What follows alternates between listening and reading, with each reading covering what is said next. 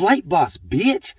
For sure. You're now listening to the Mind of an Antares Moon. I am the Royal Archangel Uriel, and I'm here to carry out God duties and motherfucking responsibilities. And this video right here is going to be about the power and the esoteric influence of the letter Z. Now, this is part of the series of Uriel Hieroglyphics Esoterica, and for the most part, a continuation to this is going to talk about the letter Z. Now, the letter Z is not what y'all thinking. You know what I'm saying? As in, it's the last letter of the alphabet. You need to know the alphabet is just piggybacking off previous alphabets, and that's piggybacking off previous spells. And we create spellings off these spells, which ain't nothing but symbols and things of that nature that we piggybacking off Egyptian times, which that's a made-up story also. That's another video. Got a whole bunch of those we're going to do. But like I said, right, getting into the letter Z, this is getting you into the concept as above the horizon and below the horizon. You see what I'm saying? So when you think about above the horizon, there's 7 houses, right? Or you count to 7, but first, second, third, fourth, fifth, and then a 6th, and then it reach into the 7th houses, and then it do that same split. Now, for the most part, here's the thing. This correlates into what was here first and was separated as far as 7 degrees of virtues and principles from a speculative point of view, and from an operative point of view, this is what they're correlating as time or Saturn in some aspect as far as what's governing our time within the space in the universe. So, here's the thing. Once you think about Z, Z is just a correlation of 2 number 7s. You got a 7 that's going up, and you got a 7 that's going down, and this makes Z.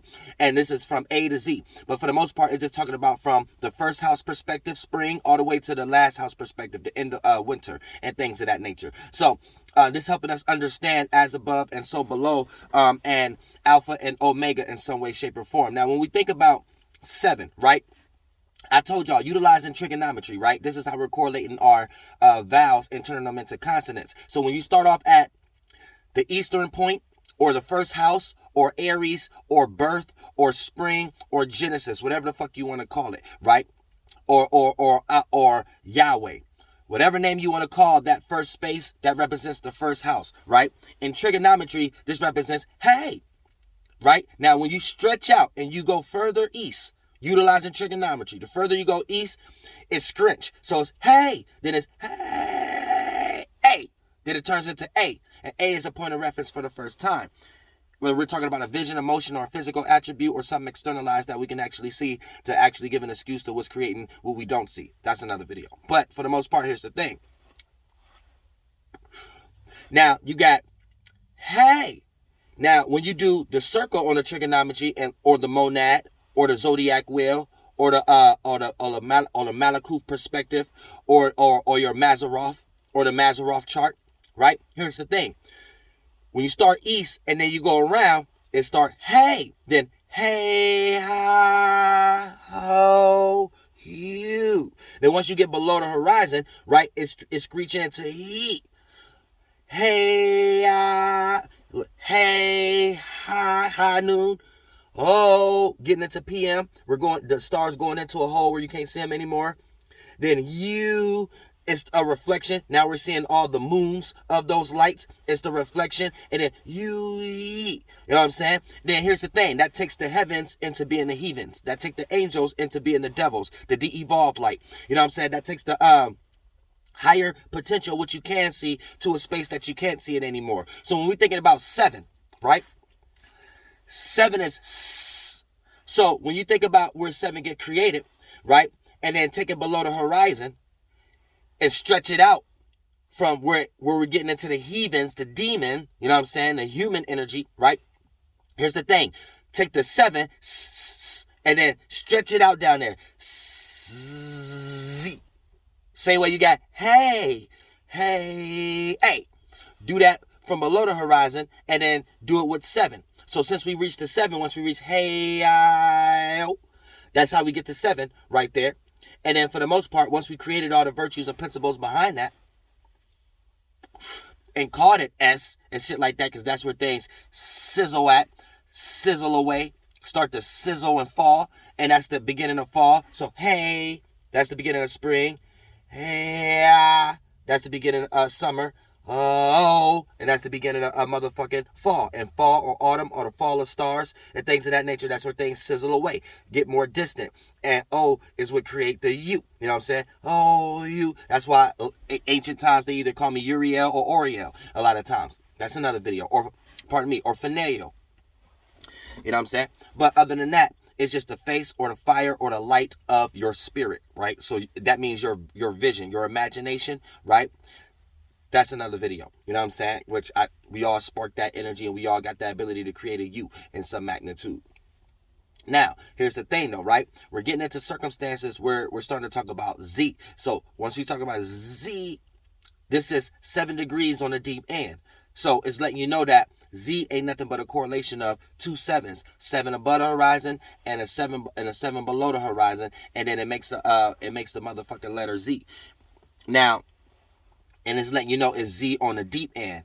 I mean, it's 7 on the deep end. So it's dealing with deep knowledge. It's dealing with the alpha. It's dealing with the omega. You know what I'm saying? Is before the alpha and things of that nature. It's diving in deep when it comes into going into the lower animalistic natures and knowing how to bring these things to a higher chakra, or bring these things to a higher horizon, or bring these things to a higher virtue or principle, or however you want to convey it, or put it in your more godly states other than your devilish states. You know what I'm saying? The chakras you be creating up here be your heavenly states. The chakras you be creating down here be your devilish states, and your states are your lights, your forms, your mentalities, your minds. So always keep that in mind also, and don't start to look at these things like they're actual characters that you're running away from because you're calling it God or calling it devil because you're lost into fucking Jewish mysticism, and you ain't gonna find no spirits that can help you in this world that was here before you. But other than that, that's like putting you into a circumstance where understanding Z. You're understanding 7 degrees of virtues on both ends, and from a deep space, from a deep perspective. And Jewish mysticism, they get deep with this because this is correlated to affecting y'all mind in certain ways. This is affecting y'all way how y'all live y'all life in certain ways. Even when we start to talk about movies like Zorro, or when we start to talk about things that's correlated with the letter Z, but behind the scenes because it's got S there, as far as like sorrow, snakish energy, you know what I'm saying, sensitive energy, being sorry, being safe, security, sacrifice, you know what I'm saying, the sacraments, seraphim, all of these energies are dealing with separation, Septuagint, you know what I'm saying, the thing sizzling out, you know what I'm saying, where you can actually see the appearance of the snake, or the snake herder, or the snake bearer, and things of that nature, aka this is where we're formulating a lot of Ophiuchus energy and shit like that, aka coming up with concepts of what Ophiuchus mean and that term itself. But for the most part, it's just us being able to see our inner chakras now, based upon going through the age of Centaur too, with the added attributes of going through the same space of where we was previously at creating the shins, which is Aquarius. Ooh, shit, I feel that Mercury and Pisces already. Oh shit. Already. Let me slow down. But for the most part, like I say, you know what I'm saying? The energy of Z and just the alignments, how we try to correlate this, all of this is like based upon astrology in some way, shape, or form. And I don't even want to just utilize the term astrology, because astrology got a lot of baggage put behind it based upon what they try to make you believe now and how they try to remix your minds and things of that nature. So we're just going to say that just based upon our spiritual influences and how we do a 360 with our own internal monad, we all do similar type things, so we all come to similar conclusions. Now you have certain people who come out here and try to take those abilities, and for spirits that's in bodies who don't know how to utilize their mind, that's your body also, in an efficient way, then for the most part, they are here to do it for you. And then they make you believe that your spirit is the mind. And then now you talking outside of yourself and making other people believe whatever you're talking outside of yourself too.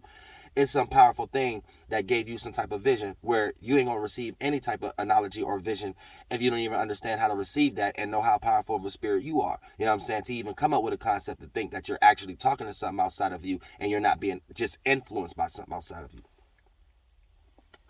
Whole different discussion. That's another video. But for the most part, like I said, we're in a circumstance, in a situation where understanding each letter, you're understanding a spell. And once you put these things together, it creates a spelling, and then these whole value, these whole weight.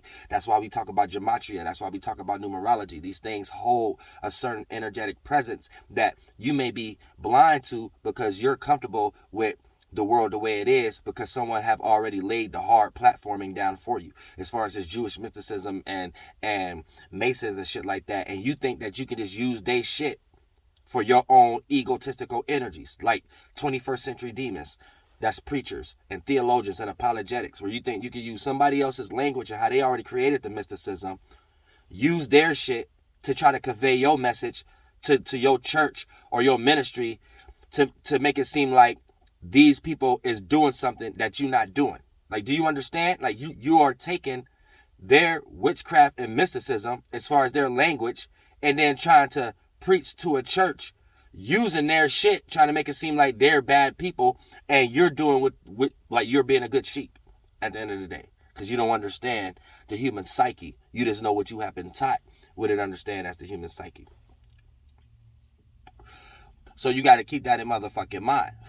For an example, you will have a Protestant that's under the Church of Martin Luther going around calling other people demons and saying they're going to hell. So you're using Jewish mysticism to cast stones at people that you think is into Jewish mysticism and into Catholicism and stuff like that. So you are planned out what it means to be a Satan. You are opposite from the church because you're lost into the word and you know nothing of the oral tradition, or you know nothing of the alignments and the transitions in the sky. So you lack oral tradition and think that you can take the people who had oral tradition word and look at that like that's God's word, knowing damn well someone in a body wrote that down. So I don't understand the confusion that y'all let these Masons put y'all in. Like, I don't understand.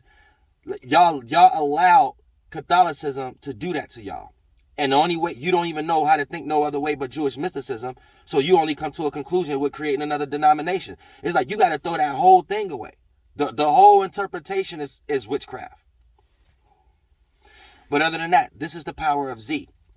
No, understanding the 7 virtues from a light part and a dark part, above the horizon, below the horizon, internally, externally, exoteric, esoteric, and things of that nature, micro and macro. And once you understand those seven virtues on both sides, that takes you on a deep end, on a Z end, Zeman end. So for the most part, that's put. So you got billion, trillion, gazillion. You know what I'm saying? So this puts you into a circumstance also of understanding motherfucking aspects of the world that we are in.